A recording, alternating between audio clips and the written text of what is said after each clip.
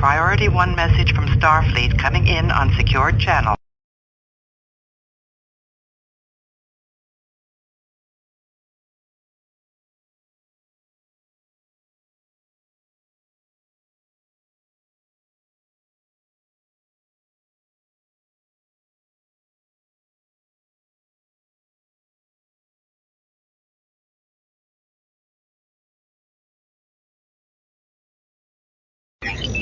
Transfer complete.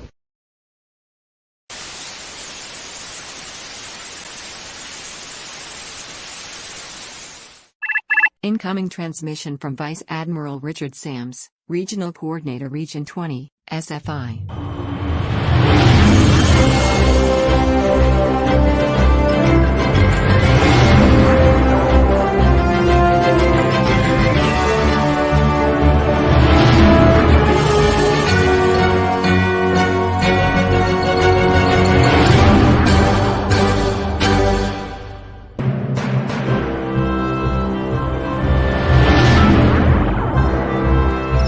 Command codes verified.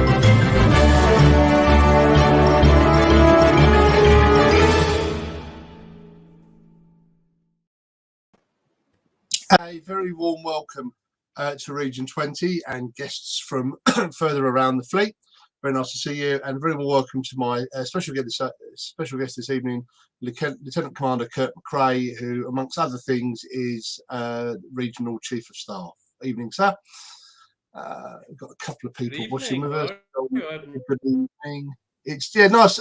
It's so nice to be back, everyone. I haven't done these for a while. In fact, not since September. Been a bit busy since then, going off getting married. That covers both of us, actually, not to each other, but we have both got married recently. Kurt looking a lot smarter in his uniform than I did in my suit, I must admit.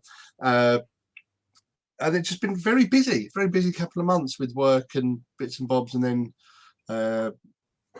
caught a touch of the just a cold. But having not had a cold for 18 months, it knocked me flat, to be perfectly honest. Still lingering around a little bit. Wasn't the dreaded COVID, but it's all been busy. But we thought it would be nice just to catch up and do a session just before Christmas, just to touch base with everyone, as it were, and with a bit of news about how things are going to run on the show front for 2020.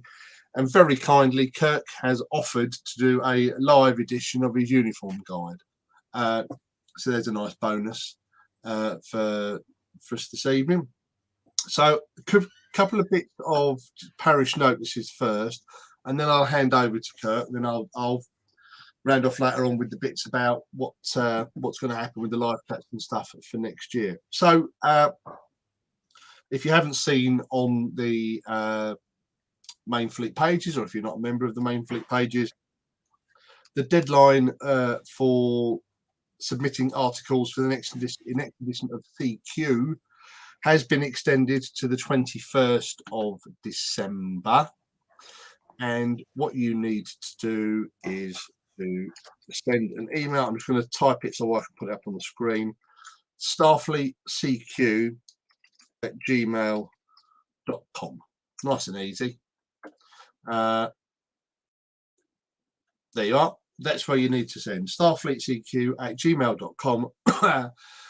They use that one because then if you've got attachments, photos or stuff or whatever, then they can use them. What I would suggest, just from prior experience, if you're going to send in something, send it in, but don't, if you're sending in like a Word document with your story, if you insert the pictures into the Word document, that's great, but also send them as separate attachments. Because when you extract a picture from like a Word file, the quality degrades quite a lot. So either attach them separately or put them in the photo in the story for roughly where you think you'd like them. Not they may not follow that, but then add them as separate attachments. It just makes it very much easier for people to take them out and put them into the actual publication when they're putting it all together. So that's that one. I'll leave that up for a bit. The other thing to mention is that, talking of newsletters, Starfleet Medical's Hypo Spray, the latest edition of that has just been published. It's available on either the main Starfleet Medical Facebook page or on the Region 20 CMOs group. Either of those can get it. We will probably get it popped into Region 20's Discord at some point, and maybe even the Fleet Discord, if I can work out how to add attachments onto that. But that's out now. Got some great content from Region 20 in it, so that's all excuse me, very good. And 1 second, this is the lingering of this cold. There's this cough that's still not going away. And final thing to mention is that from the start of next year, Starfleet Medical are doing a year-long walking challenge. You are being challenged to walk the solar system. More details will come out between now and the 1st of January when it starts, but essentially it's being run as 12 separate monthly challenges. So there's a different challenge each month. Month 1, January, your challenge is Pluto, and you'll see from information there are a load of key points or stages throughout the month, and if you do the whole month, then you know it's worked through, and it goes on like that all the way through the year. The whole year's been mapped out. It's a great opportunity just to get your fitness levels up and keep it, something to focus on throughout the year. So again, more information about that will be on the main Starfleet Medical page and the Region 21 as well, and we will copy information across the Discord, because of course there are people who don't do Facebook, and that's why this gets broadcast on YouTube as well. Oh, excuse me. It's absolutely fine until I start talking, and then I cough like I want it.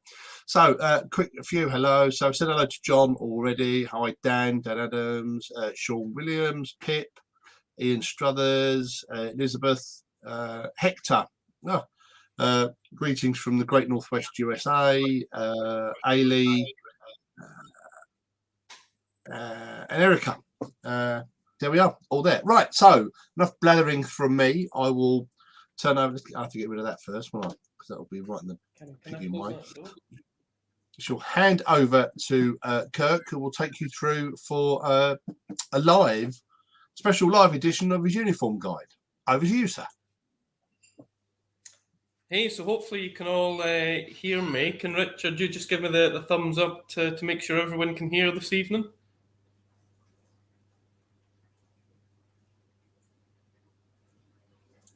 Yeah, it looks good. All looks good so far.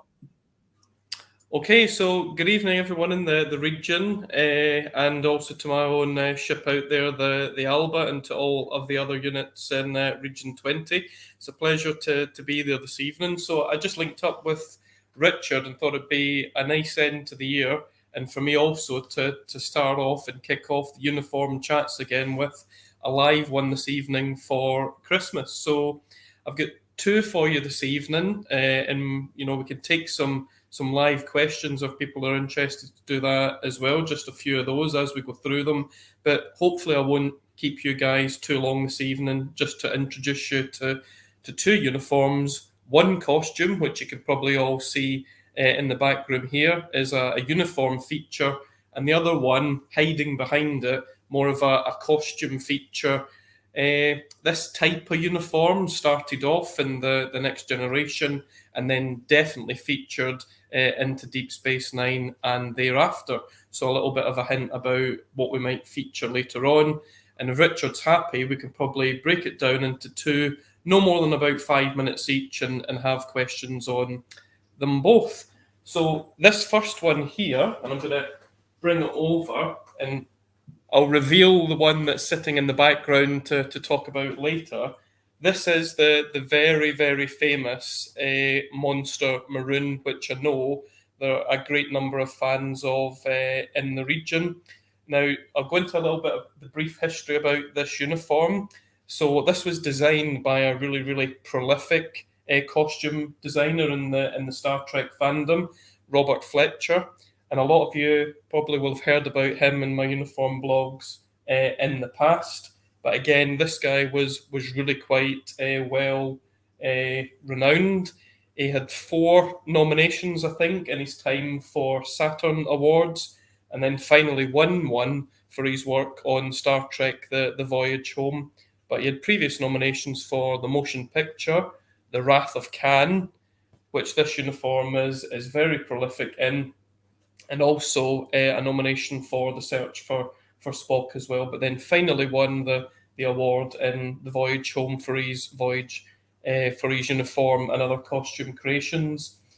Now, the director of The Wrath of Khan, Nicholas Mayer, following the motion picture, felt that there was a big change that needed to happen, because the uniforms in the motion picture, albeit pretty great uniforms, weren't very well received by the general public and the fans. And actually, looking back on it, I now think that they're a great set of uniforms that were in the motion picture, but they weren't very well received. So the direction that Robert Fletcher got was to invent something different, something completely new, but focusing more on a bit of a naval theme. And what he directed was that actually a lot of the rank insignia and indications of what people did on board should be completely visible. And that led to the construction of a very naval-like, militarized style Star Trek uniform, which we see here in the Monster Maroon. So, as you're all pretty aware, it's got the corresponding shoulder clasp here, which can be taken off. And up at the top, this is where you'll show your rank insignia, and then can clasp into place. And then here we've got a corresponding sleeve band where you would also show an identical uniform insignia, which are not on the uniform this evening. So this one is in a Novos version. And I know that there are some really good costume creators out there, and a lot of people in the region have used people like Stephanie Dorian, Karen's Costumes, and others to make their own Monster Maroons with the corresponding uniform. And again, he wanted to make a corresponding set of insignia and cuff braid for admirals of flag rank that was first noticed in The Wrath of Khan, and then change subtly throughout towards the undiscovered country, where we can finally see in one of the final clips, you've got the various admirals sat around the briefing table with medals also being displayed on the uniform, and then lots of different types of corresponding sleeve bands. So probably, if you want to, I could go on about this uniform all evening, and I'll probably actually feature it in a blog later on and into next year. But this is just a general introduction into the Monster Maroon. And if people have got questions about it, we could probably take a few of those live if you're keen, Richard. Yeah, one's coming so far from Pip, who asks, when would you wear the, in terms of try and phrase it again, when would you wear the strap down or up in terms of occasion? So when would you wear it open like you've left it there, or when would it be completely closed? So that's a really good question, and probably a lot of you might have seen some of the iconic characters in the movie fandom utilize the uniform to different effect, and two of my favourite scenes are in the undiscovered country, where after a very formal dinner, so the flap would have been up, but after Chancellor Gorkon has visited the Enterprise, quite exasperated, and I'm sure it's probably one of Pip's favourite characters, knowing our interest in Starfleet medicine, Bones is pretty exasperated and rips the front of the tunic down to reveal it in its current form here. So wearing the flap down at the front to expose the chain is something that I would say would tend to be worn in a more relaxed uniform setting and when you're not formally on duty. And we can see that when Kirk then retires to his cabin, and I think it's Valaris then sneaks up on him unexpectedly, and he's seen to be wearing the flap down in his uniform as well. So I think in all formal settings, when you're on duty, on the bridge, etc., you would wear it with the shoulder clasp fully attached and the chain not exposed, but then when you're off duty and more relaxed, it would then be exposed to the front like it is here, in my mind anyway. No, that sounds good. It certainly fits with what we've seen on screen, isn't it? And it gives it's just a nice balance that allows. It's a really easy visual reference to see that they're not, they're off duty almost. Yeah, the fact that the flap's down like that, it would be they're more off duty. Yeah, it's really intricate, and there's some people that have said that certain elements of this on the screen used costumes were actually magnetic at points as well, just to assist with the various actors wearing the uniforms. But as you can see here, it's a sort of pop stud construction just to keep the uniform in place. And then when those are all done up, the clasp will just secure a little twist clap, like something you may see on a pretty complex wallet or a handbag. Yeah.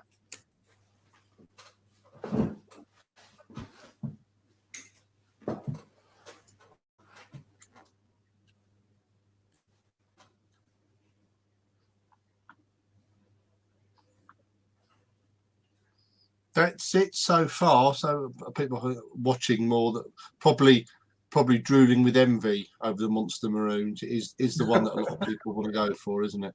Yeah. Yeah, and I think but, it's pretty iconic, and I know there are a few people that are quite interested in researching these costumes and potentially wanting to maybe make their own in the future. There's a lot of people out there in the the wider community that have done.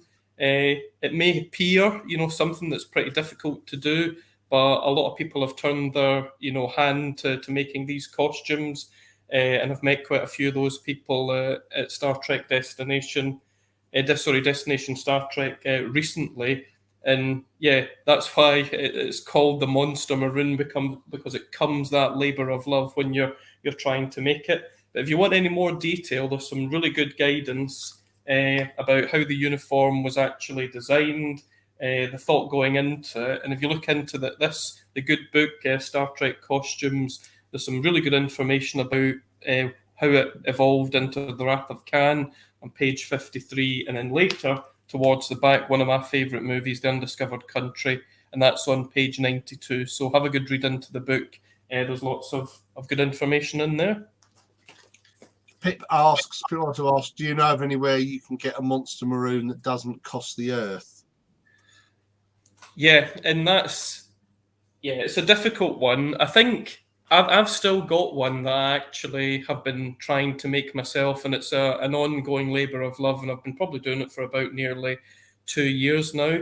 And all of the different parts, you're absolutely right, do cost quite a lot of money. The things that are really, really difficult to get, and if you're not particularly interested, in being screen accurate, then a lot of these little different components you can get, they might look a little bit different, but these, little types of snatch buckles and this various chain and clasps, etc., you can get a lot of that on, eBay. And as long as you're willing, to try and maybe make a costume yourself, then, that's what I would recommend. They either give it a try yourself using something like a maroon tunic or a maroon suit jacket that you could potentially move the flap up and over on.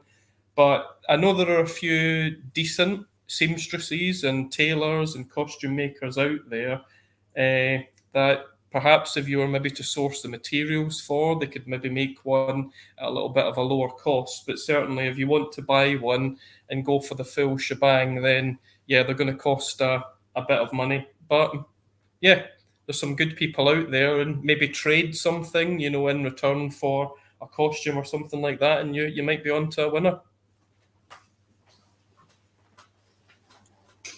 Yeah, excellent. You're right. You could go on all night about just that one uniform, couldn't you? It's so it's the iconic Trek uniform. And as you're featuring this evening, Admiral Sams has got the recently made corresponding insignia from fan sets that's just been produced, and there he is sporting the insignia this evening. So they make that now in 2 versions. So Admiral Sams is wearing the magnetic version of the insignia, and they also make one with pins for uniforms as well. And compared to the other ones, that have been available recently, it's a pretty decent badge for, not such a hefty price. So I think those come in probably around about $35 or so. And I certainly know that they were on sale at Destination Star Trek recently by a couple of the vendors. So they're certainly available. And yeah, the cost has definitely come right down for those. I got mine. I bought mine from Fansets, so in the States when it first came out. I think I saw and paying the extra $2 for the registered or the insured post as well, it came out at just about £40, I think, with the exchange rate, which for the quality of it compared to what I've seen other ones go for is fantastic value. And just to prove, that's the backing strip with three decent magnets on it.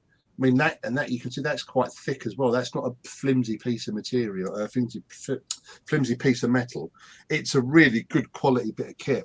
I'm seriously impressed with that. So I said to Kurt, technically you wouldn't wear it with this vest. I've got my Kirk Generations vest that I wear because I said the downside to the Monster Maroons is that they weigh a lot and they're ever so warm. It'd be great if you're doing an outside parade type thing in this time of the year, but inside at a convention they're very, very warm. So it's nice to have the vest option as well. But that Fansets badge is brilliant value and great quality as well. Just a shame they don't have a European distributor. But yeah, that's the thing, and I think it might come over the next couple of years or so. As we get back into cons, etc., there might be a few vendors that take on a range from Fansets, and I do know that they're reluctant to put it into sort of mainstream stores in lieu of more private vendors, just to give them the business. So that's actually probably a decent thing, but maybe why it's a little bit rarer to find. Yeah, but it's great. It's fantastic. Right, so you've got your second one now. The one I'm not interested in Monster Maroons, but I'm very interested in the other one as well. Okay, so I certainly know out there in Region 20 and wider into SFI in general that there are a huge number of fans that are interested in alien fandom. Certainly in Region 20, there's a huge number of Klingon fans, people interested in Cardassia, Romulans. The list goes on and on and on. But I think since I started to watch The Next Generation, and then even more so into Deep Space Nine and thereafter, one of the biggest alien races that I was a big fan on was the Ferengi, and that takes me on to the costume that I've got hanging up here in the background.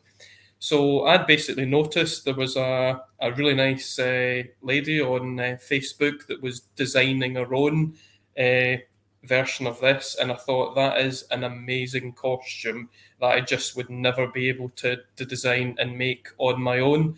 And how she went about it was she basically started to find lots of different types of outrageous fabrics and accessories that she could put together and design to make various Ferengi costumes. And she is really good. And what I can do on the pages later on is potentially put on the links to her so that you can see the various costumes that she has made.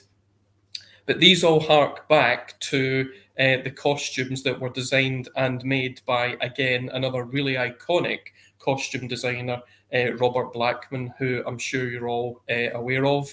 And the design concept for these, to link in with the Ferengi as an alien species, was to be incredibly outrageous. We all know that various Ferengi characters like Rom, Quark, the Grand Nagus, etc., were as eccentric as you like. They were all full of life, full of character, and a lot of the time over the top. And part of that tied into the costume design of these. And as you can see from this version that I got made by that lady out in the States, that the colours are really, really exaggerated. So lots of bright oranges, reds, blues, lime greens. And you wouldn't normally think that all of these colours go together, but in a costume that's made for a Ferengi, they really all tie quite nicely into what you can see here.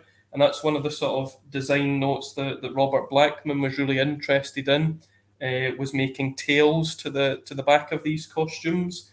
To give it a little bit more of a formal look, we all know the rule of acquisition number 47, that a Ferengi will never trust anyone that's wearing a better suit than your own. So the more ostentatious and out there the Ferengi view, that the better you're going to be and the more success you're going to have in business. So this one here has got a little bit of a chain at the front, and it's got some bits here, poppers, that you can actually just take up to open the front. And I've got a corresponding sort of modern type waistcoat or shirt that you can wear just below that. So you could either be really quite relaxed, as we were talking about before, with a monster maroon with the flap open, or a lot more formal when you're conducting business on behalf of the Grand Nagus to try and make as much profit as possible. And one of the sort of iconic comments when Robert Blackman was being interviewed about these particular costumes is that they were an outrageous cross between Jean-Paul Gaultier and Vivienne Westwood. So for those of you out there that are big fans of fashion, you'll know what that means, that both of those designers are just completely over the top, utilising lots of different fabrics and making things as outrageous as they possibly could be. And that really ties into the Ferengi culture in this formal jacket that you can see here behind me. And again, some really, really good information in the Star Trek costume guide. And I think it's more towards the back in this one on page 184. And you can actually see some of the really ostentatious and out there costumes that were worn by some of the high-level diplomats in Ferengi society, and also the Grand Nagus himself. So page 184, if you want to read more into the detail in the Star Trek costume book. But we'll open up to some questions. You might have some out there. So if anyone's got any questions for Kirk about the Ferengi suit, or any you've now thought of about the Monster Maroon, please do pop it in the chat and let us know. But so I'm guessing that one was custom made to fit you. It was really quite easy, because all I really needed to do. So this really nice lady over in the States basically just asked, what are your sort of rough dimensions? What are the colours that you would really quite like? And over just a few weeks, we had a discussion which eventually led to this costume being made. And it was just a really nice creative thing to do. She would go out, and source the fabrics, then come back with a couple of recommendations, and eventually just turned into this one here. So hopefully in the future, what I'll look to do is display this at future cons and future meets up of the region, and people can get up close and personal with this one and have a good look at it, and maybe think about either designing their own or asking some for a little bit of help to design one for them. But I thought the colours were great. Again, the more out there they are, I think the better a Ferengi you're going to be. Yeah, no, it's brilliant. It looks really, really good. And like you say, you'd never put all those colours or those patterns together. It reminds me, the pattern sort of reminds me of the the upholstery on London Transport. They've got this quite. it's that sort of style. And it looks a bit like Tetris blocks from a distance as well, doesn't it? Yeah. Pip's asked, if you've got any Ferengi prosthetics to wear along with it. I don't, Pip, but I would absolutely love to get some prosthetics, and that ties me back into the person that made it for me. And I know it might sound a little bit rude that I'm not using her name, but it's basically because she has a great website, and it's terrible, but I can't really remember her name, but I do know the alternative personality that she uses as a Ferengi, and I think she calls herself Sneak. And recently she went to quite a large convention in the United States in this Ferengi persona and utilised all of the prosthetics and makeup. And I'm not kidding you, she could have very, very easily been one of the iconic characters in Deep Space Nine and would not have looked out of place, in Quark's bar, sat alongside Quark and Rom himself. So later on, I will post a few of those links up, and you can see the alter ego that she does. But I know a few masks have been made in the past, but again, they're quite hard to come by. And very, very rarely on eBay and other places you can actually get a costume and makeup kit that was made by Paramount to actually make yourself up as a Klingon or Ferengi. But again, I think those are hen's teeth and few and far between. Yeah. Dan's asked, in general, which costume or uniform is on your wish list? Dangerous question.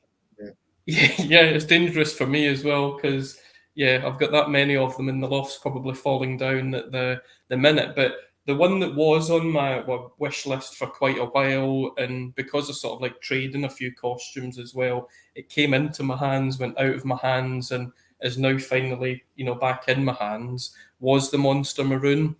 But I think one that is still quite high on my list is the Radiation suit from the Wrath of Khan, worn by Scotty and a lot of the other people in that movie from that final scene.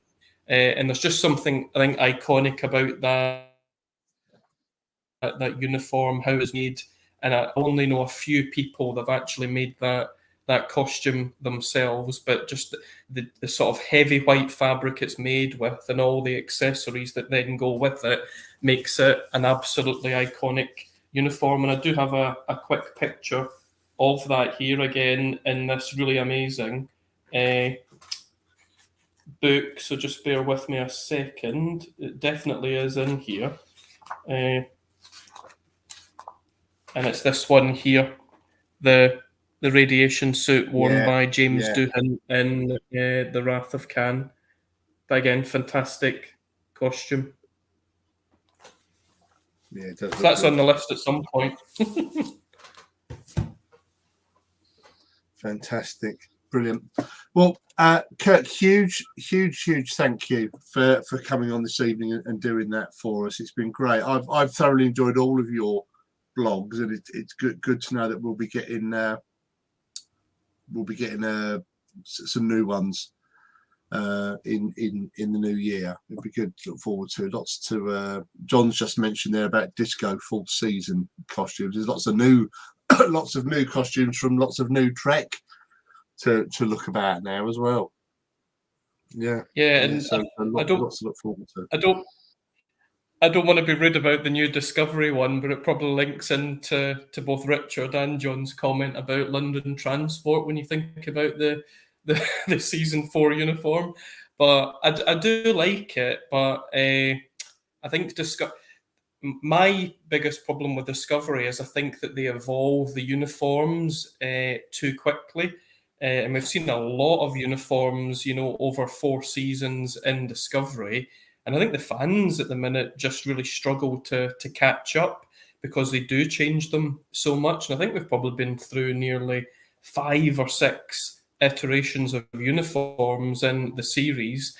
But it's problematic when you start jumping all over the place between, the Enterprise variants that they had with Captain Pike as well, and then I think at least 3 variations of the Discovery uniforms themselves, and then now new ones in the 4th season. I do like them. I think they're probably in season 4 going back to a little bit more of a military flavour, and probably some of the design in that was probably inspired by the Monster Maroon that we've seen this evening. I certainly like them, but there's certainly a lot of them. There's a hell of a lot of them, isn't there? Yeah, absolutely. It really is. It is a bit like, well, it's a new season, so we've got to have a new uniform. Yeah.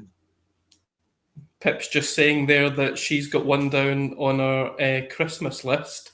Yes. So she's getting a season 4 medical one. So awesome, Pip. That'll be great. Yeah.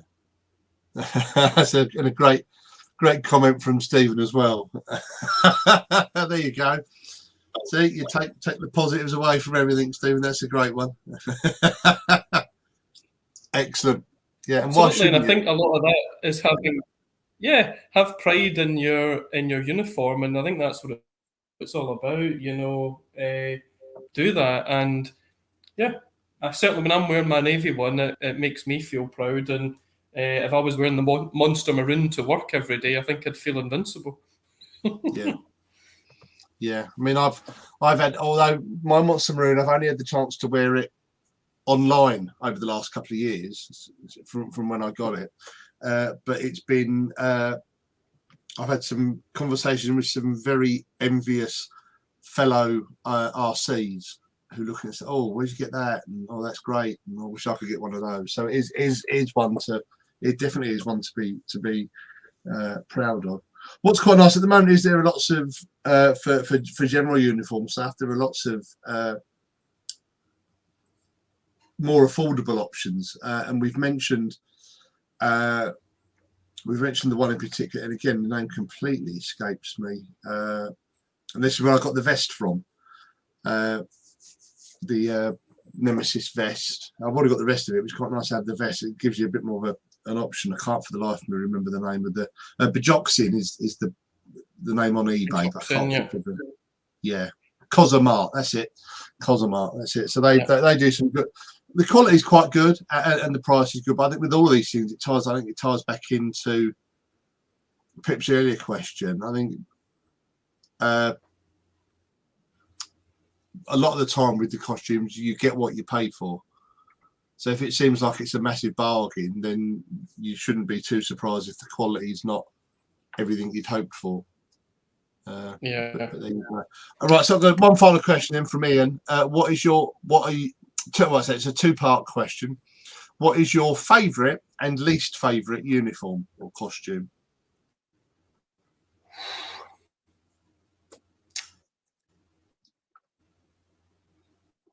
Good question. So I think my favourite would probably have to be the later seasons in TNG, and it would have to be the Picard uniform variant, so the command variant of the Next Generation season 3 and beyond tunic, the one that's iconic for the command. It's not the command, the Picard maneuver, as we would all call it. So again, it took a little bit of time for that uniform to evolve, but yeah, that would definitely be my favourite uniform, and I'm just trying to find a decent picture of that from the uniform guide. So again, it's this variant of the uniform, and I think just because I've followed the series for so long, for 7 full seasons, that it just became something really iconic, as I was growing up and then as a student, and it's just something that I've always admired in terms of how it's made and how it's worn, and just really is the most iconic one for me. And then probably that is another really difficult question, but I don't think I can actually say I've got a least favourite costume, but if I was going to say, it would probably have to be when they reverted back to the JJ fandom for 2009. I can see what J.J. Abrams was trying to do with reinventing the uniforms and trying to keep the colours the same as the original series, but I just think they stepped away from it too differently. And for me, I'll start on the screen for Star Trek 2009, and I just think they may have been able to put a wee bit more effort into them. That's the one I go for, the 2009 variant of the original series costume. Yeah, I know what you mean. I mean, of those three films, I much preferred the uniform that they developed for Into Darkness. So it was a slightly higher collared one, and it seemed to flow more. It just seemed a bit tidier. Whereas you're right, that just looked too loose. I think is probably the phrase I'd use for those ones. They never looked like they fitted properly. They always looked a bit too loose. Yeah, and I think when you compare them to the original series costumes as well, they even look a little bit less formal. They just probably look like something that you could take out of your cupboard. Didn't really have to be ironed, and then you could just throw it on and crack on with your duty. Yeah. Whereas in my mind, I think a lot of the on-screen characters have always been really well turned, and it would be defined as a uniform. Whereas I think that was something that was more relaxed and designed to be worn a little bit more informally. But they did look good on screen with all those sort of bright colours and white backgrounds as well. Yeah. Smashing. Well, Kurt, thank you very much once again for coming on this evening. It's always great to hear from you. You've got a fantastic wealth of knowledge about the uniforms and stuff, and not to mention a fantastic collection as well. So that's always great to hear from you. And of course, the good news is that, as you said, we've got more to look forward to as we move into 2022 as well. So, talking of that, mentioned. So this is I've jumped back on after a bit of an extended autumnal break, just to come on and do a pre-Christmas edition of this, and just to mention about plans and changes for next year. So going forward, the idea is going to be that we're going to move to a monthly. It's going to be like a once a month type thing. It's which is positive in some respects, because the reason that it's getting harder now to do it more often is that as the world is opening up, although be it we're all a bit cautious about Omicron at the moment, it's finding the ability to be available on a Thursday evening to do stuff. So a bit of a double balance here. It'll move to a monthly format, but also it won't always now be fixed on a Thursday evening. I'll look at doing stuff, and it might be that we throw stuff in on different weekday evenings, and occasionally, where possible, throw in some live chats on weekends.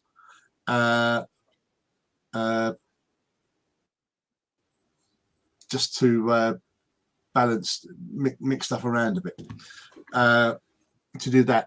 Also going to go for a mix of both live and pre-recorded stuff. So I know that we've got some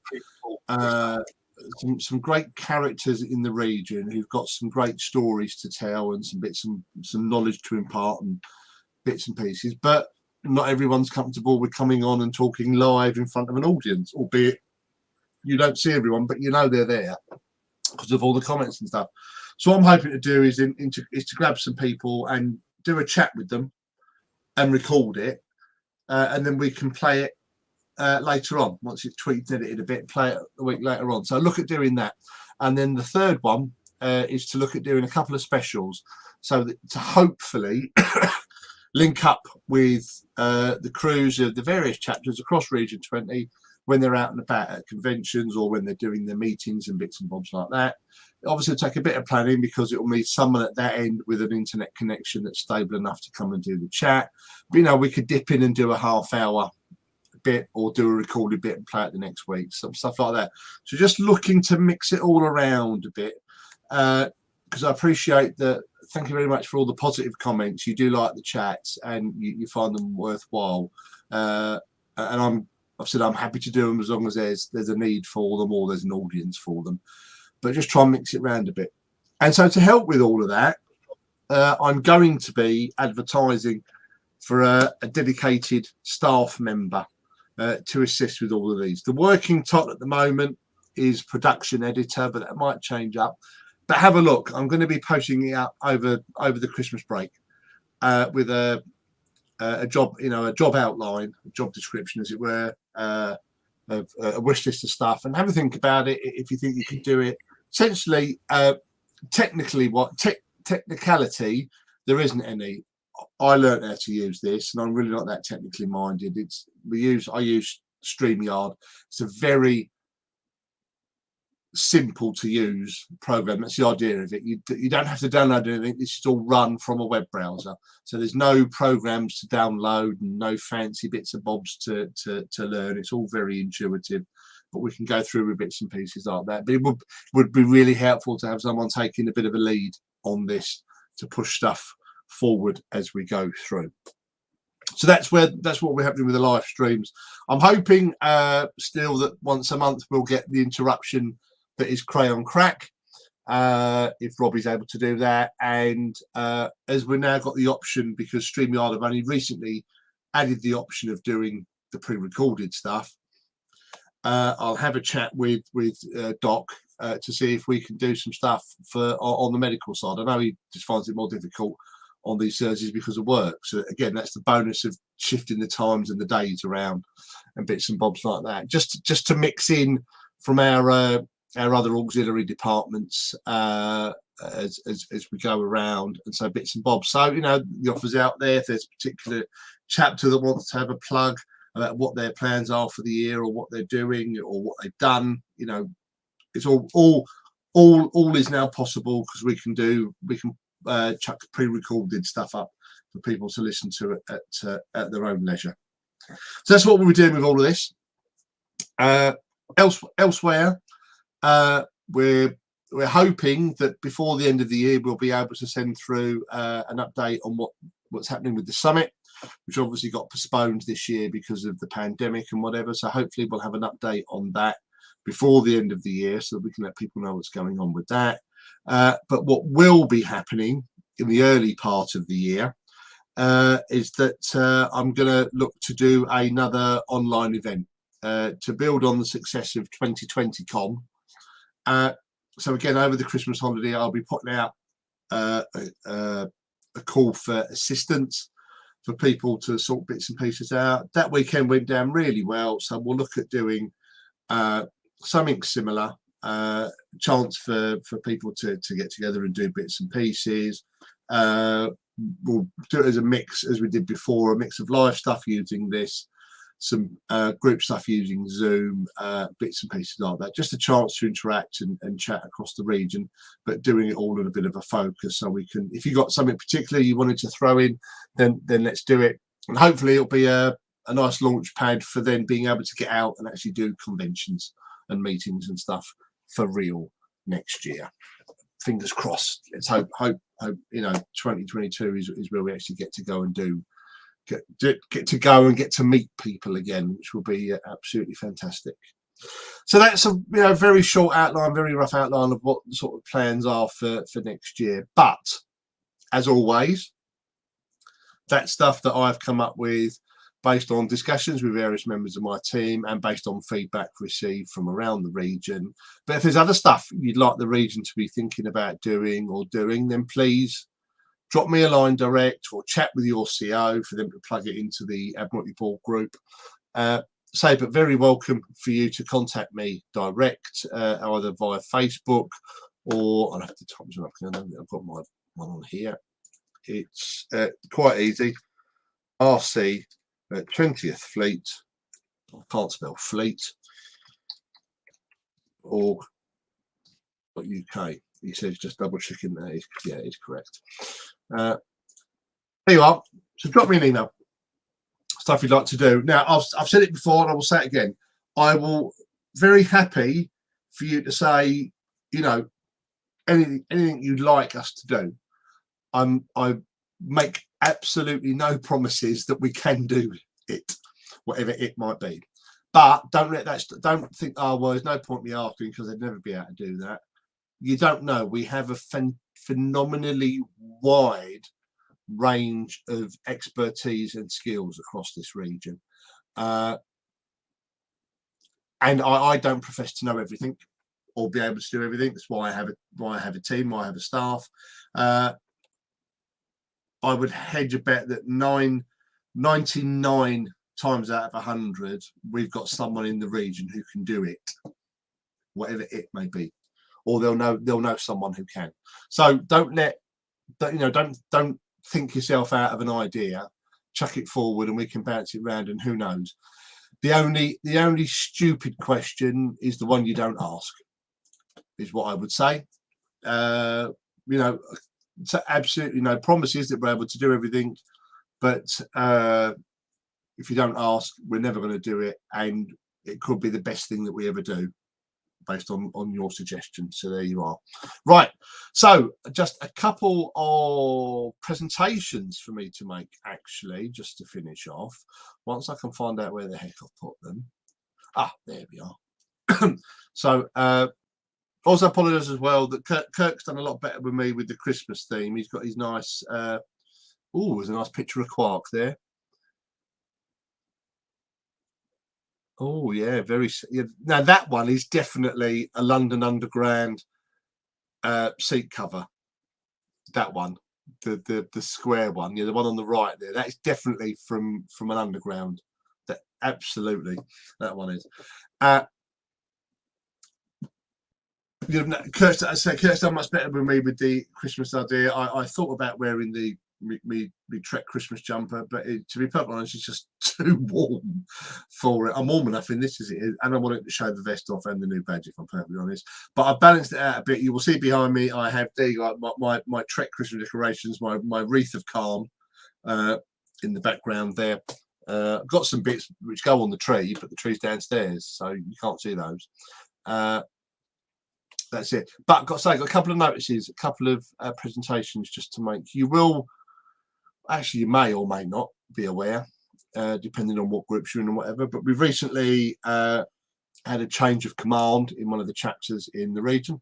So the USS Appleton, who are just about coming to the end of their first 5-year mission, and Fleet Captain Erica Smith, who was their founding CO, has decided now's the time to step back and allow a new team to come on board, and delighted that in response to that excuse me, in response to the suggestion was that has stepped forward and stepped up is Andy Walker, Doc Walker, who's also our Region 20 Assistant Surgeon General, but Andy's now taken over command of the Appleton and will be on occasion swapping his blue shirt for a red or gold one, depending on which era he's playing in at that particular time. And so, of course, his taking command means that I have a very pleasant duty to perform, which is to formally confirm his promotion to the rank of captain, backdated to the 7th, which was when he took over command of the Appleton. But I decided just to pause, knowing that I was doing this today, and it's quite nice to be able to announce it publicly, and I shall make a suitable post on both 10 Forward and on the Appleton's group later on this evening. But congratulations, Andy. It's very nice to have you as part of the Regional Admiralty Board, and look forward to working with you. I know he'll do a great job. He does a fantastic job as the Assistant Surgeon General, so I've no no worries about the ongoing viability of the Appleton. So that means actually that then it comes to the end of an era. The Appleton launched just really, just sort of around the time that I took over as regional coordinator. And from day one of my tenure as regional coordinator, Erica was a member of my staff. And while she stepped down from the staff last year, obviously as she was still a CO, she was still part of the regional Admiralty board, and has been a huge help and focus. What's been great about Erica, which is absolutely true of a lot of the COs as well, is that I will always, and I know this, I will always get an honest answer. It will, on more than one occasion, it's not been the answer I wanted, but it's been the honest answer. And it does make it much better. It makes me a better leader if I'm getting the honest feedback from those that I'm working with. She's also been very instrumental, her and mainly her and Scott Peter, in pointing out to me that it's not my fault when things go wrong. Sometimes it is, sometimes it's completely my fault, but sometimes it's a case of you can't please some people at any time, let alone pleasing all of the people all of the time. Some people just aren't happy unless they're unhappy. And Erica was one of the ones that was very instrumental at pointing it out to me and stopping me getting stressed and worried about it all and whatever. And as part of that, because this is all leading somewhere, as part of that, she introduced me to a couple of linked sort of memes. It's to highlight that some people do thrive on creating drama when there is no need for any. So they now have become drama llamas, which is the one for it. And then the phasing off of that is that there have been occasions when people have decided that the world has to know that they're leaving.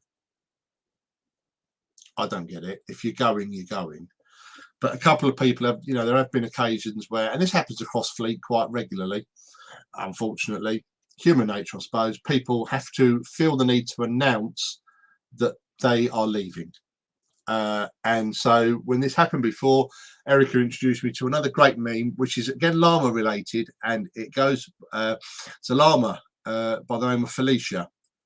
And the meme just says, "Cheerio, Felicia," as she saunters off. So I picked this up a while ago. I've not had a chance to post it yet, so I thought before I post it, I'm going to show it to everyone. So, Fleet Captain Smith, and I know you're on the chat because I can see you laughing. It gives me great pleasure, in recognition of your past service to this region, to present you with this one-off Order of the Llama. Purple. There you are, just for you. That was it. Yeah, that was Erica's comment. It ain't a starbase, no need to announce your departure. But there you are, just for you. I saw this. It is one of the most amazingly tacky things I've ever seen. But I looked at it, I saw it, and I went, Erica, straight away. So that's coming your way. The Order of the Llama. But seriously, Erica, thank you very much for all you've done to support the region and the Appleton, and I look forward to you becoming a firm embedded heckler in the cheap seats at the back. It's good that I've been waiting for ages to try and wheedle that in. I've not had a chance to do one yet, so I'm really glad that you're here as well to see that live. I shall get that all bubble wrapped up and posted out to you, so that'll be something to look forward to in the new year. Ladies and gents, thank you very much. We will stop there because I just realised what the time is. That was an hour. That's an hour gone, and a quality hour this evening, most of which was provided by Kirk. Absolutely, thank you once again, Kirk, for our special live edition of the Uniform Guide. I really am looking forward to seeing more of those throughout 2022. It's great. Sorry, just need Stephen's one. That's brilliant. American, the Yank forces have got the Purple Heart. Region 20 has the Purple Llama. Yeah, and there she is, Heckler in Chief, reporting for duty. There you are. Yeah, brilliant. Thank you all ever so much. A massive thank you also to one final thing before I forget. A massive thank you to the CEOs of the USS Liberty Bell and the USS Cucullin, who have posted Christmas cards through to me. I've made a decision this year that I'm not sending physical cards. I did last year because I thought it was important that people got stuff in the post with everything that's gone on last year. But I've not this year, and so what I will be doing is totaling up what it would have cost me to have posted cards out to all the chapters and all of my staff and whatever. And then whatever that cost, which I think is going to be in the region of about £50, I'm going to donate to charity. And I've already picked. It's the one that I used. I've used before. It's a charity that has a Masonic link. It's called Teddies for Loving Care, or TLC. And what this supports is that across the UK and Northern Ireland, because I did check it does run through all of them, in what the Masonic areas, which are called the provinces, which basically fit in with the old administrative areas and stuff, they arrange for teddy bears to be available at A&E departments for children. So if a little one goes into hospital and feeling quite stressed and upset, they get given a teddy, which is theirs to keep. And you see some great reports about how it's helped calm kids down, because then the doctors can say, well, that's fine, we need to put a plaster on here. And you'll see a lovely picture of the little one with their arm in a plaster, and then the teddy's got the same thing as well. And fantastic reports back from hospital staff that they make a real difference in helping them calm down the little ones. So I shall be donating money on behalf of Region 20 to that with the thank you. And just finally, to finish off for this year, it's been another year of stop-start, really. Not what we all expected. We were hoping to all have met up in Belfast for the summit. Wasn't to be. Quite a few of you, a good few of you, got to get down to London for Destination Star Trek.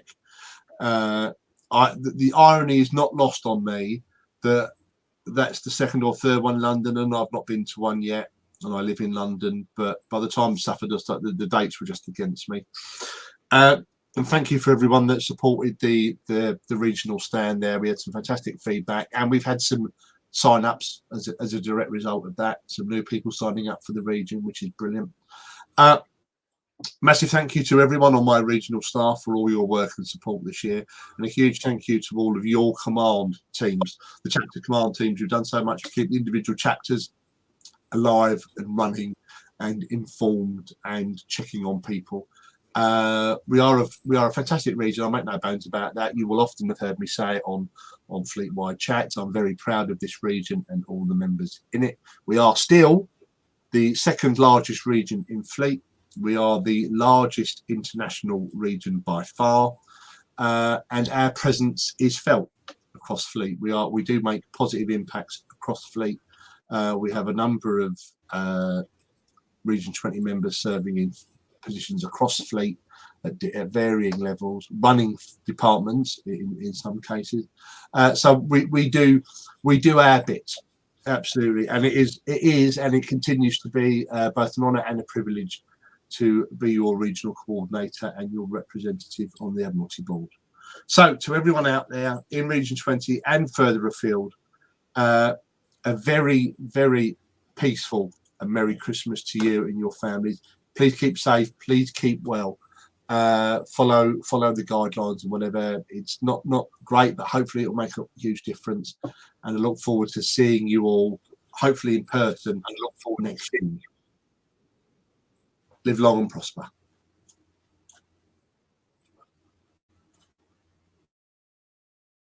I'm going to sleep this off. Please let me know if there's some other way we can screw up tonight.